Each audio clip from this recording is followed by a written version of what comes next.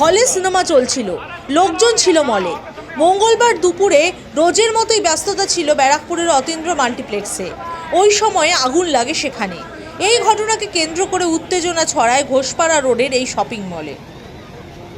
প্রত্যক্ষদর্শীরা জানিয়েছেন, এদিন দুপুরে আচমকা শপিং মলের একটি কাপড়ের দোকান থেকে কালো ধোঁয়া বের হতে দেখেন তারা।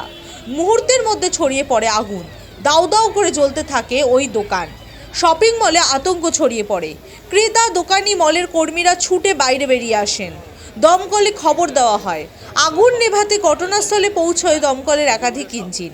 দমকল কর্মীরা ভেতরে ঢুকে আগুন নেভানোর চেষ্টা করতে থাকেন। অবশেষে বেশ কিছুক্ষণের চেষ্টার পর আগুন নিভিয়ে ফেলেন তারা। যে কাউন্টার রয়েছে ওদের আলাদা একটা রয়েছে, ওখান থেকে আগুন লেগে ট্রান্সফরমার বাস্ট করেছে। তারপর এক এক করে সব দৌড়েছে। সব ভেতরে লোক, সব জুডিও থেকে শুরু করে সিনেমা হলে সব ছিল। সে সময় তো লোক ছিল। হ্যাঁ, সিনেমা লোক ছিল। আমরা যতটা বেরিয়েছি বার করে দিয়েছি। কোনো ইনজোর্ড হয়নি কারো। না, কেউ নেই, সব বেরিয়ে গেছে। খবর পেয়ে ঘটনাস্থলে যান বিধায়ক রাজ চক্রবর্তী ও পুর প্রধান উত্তম দাস।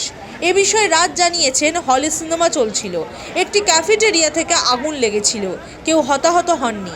মলের অগ্নি নির্বাপন ব্যবস্থা খতিয়ে দেখা হচ্ছে।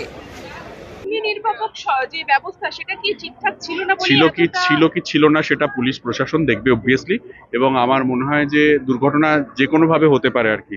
হ্যাঁ, তো সেটাও হতে পারে। এবং কি কারণে এটা লেগেছে আমার মনে হয় প্রশাসন রয়েছে, তারা ইনভেস্টিগেট করবে। হ্যাঁ, সবাই রেস্কিউ হয়েছে আশা করছি। আমরা এখনই খবর নিলাম ভিতরে কেউ নেই। আগুনটা যতটুকু দেখা গেছে ফার্স্ট ইনকোয়ারিতে, এখানে নিচে একটা ক্যাফেটেরিয়া, সেখান থেকে গ্যাস লিকেজ হয়েছিল।